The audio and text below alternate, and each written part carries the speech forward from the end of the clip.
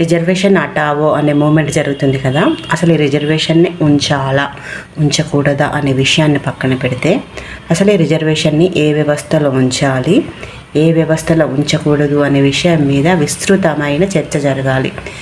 ఎందుకంటే ఏదైనా వ్యవస్థల్లో రిజర్వేషన్ వల్ల ఎంత నష్టం జరుగుతుందో నేను చెప్తాను ఇప్పుడు మీకు. ఎగ్జాంపుల్గా మనం విద్యా వ్యవస్థలో చూద్దాము. విద్యా వ్యవస్థలో రిజర్వేషన్స్ని అప్లై చేయడం వల్ల ఏం జరుగుతుందో చెప్తాను. సో ఒక వ్యక్తి సామాజికంగా వెనుకబడ్డాడని, ఆర్థికంగా వెనుకబడ్డాడని, లేదా క్యాస్ట్ పరంగా వెనుకబడ్డాడని అతనికి తక్కువ మార్కులు వచ్చినా కూడా రిజర్వేషన్ ద్వారా అతనికి టీచర్ జాబ్ ఇచ్చి స్కూల్కి పంపించడం వల్ల, సో తక్కువ మార్కుల వల్ల అతను కరెక్ట్గా చెప్తాడా స్టూడెంట్స్కి? చెప్పండి మీరు. అతను తనకిచ్చిన సబ్జెక్టు చెప్పక ఏదో ఒకటి కాలక్షేపం చేసి ఆ క్లాసుని మొత్తం ఏదో టాపిక్ ద్వారా దాన్ని కవర్ చేశాడనమాట. సో స్టూడెంట్స్కి ఏం తెలియదు కదా, టీచర్స్కి ఎదురు చెప్తే ఏమో ఉంటాడో లేకపోతే ఏమైనా జరుగుతుందని స్టూడెంట్స్ సైలెంట్గా ఉంటారు. సో దీనివల్ల ఏమవుతుంది, స్టూడెంట్స్కి ఒక ఎగ్జాంపుల్గా మనం మ్యాథ్స్ తీసుకుందాము. మ్యాథ్స్ చెప్పే టీచరు ఇలా చేస్తే ఏమవుతుంది, అతనికి మ్యాథ్స్ రాదు, ఆ పిల్లలకి మ్యాథ్స్ రాదు. ఇప్పుడు భవిష్యత్తు అంతా మ్యాథ్సే కదా. సో మ్యాథ్స్ రాకపోతే ఏమవుతుంది, ఆ పిల్లలకి అసలు ఫ్యూచరే ఉండదన్నమాట.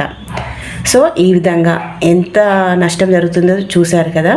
సో ఇక్కడ ఫెయిల్యూర్ అనేది ఒక టీచర్దే కాదు. సో ఆ టీచర్ అనేది లైఫ్ లాంగ్ పనిచేస్తాడు కదా. ఎగ్జాంపుల్గా తీసుకున్నట్లయితే ఒక 25 ఇయర్స్కి అతను జాబ్లో జాయిన్ అవుతాడు అనుకుందాము. సో అతను దాదాపుగా 60 ఇయర్స్ వరకు జాబ్ చేస్తాడు. అంటే దాదాపుగా ఒక 25